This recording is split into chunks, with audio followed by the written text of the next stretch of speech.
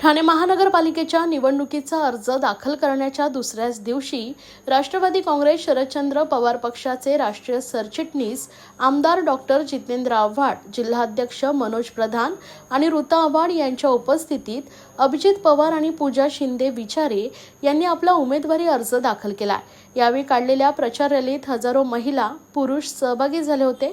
या रॅलीमुळे प्रभाग क्रमांक 9 मध्ये प्रस्थापितांना धक्का बसणार असल्याचं चित्र निर्माण झालंय। आज दुपारी 12 वाजण्याच्या सुमारास पारसिक नगर येथून अभिजित पवार आणि पूजा शिंदे यांनी आपला अर्ज भरण्याच्या रॅलीला सुरुवात केली। या प्रसंगी जिल्हाध्यक्ष मनोज प्रधान हे उपस्थित होते।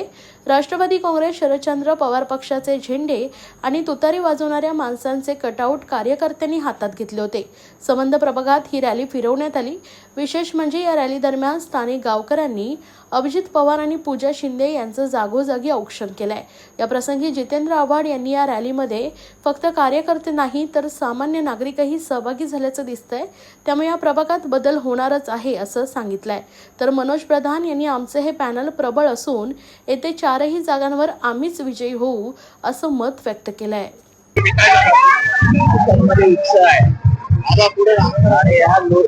लोकांचा उत्स्फूर्त सहभाग याला शक्ती प्रदर्शन म्हणता येणार नाही।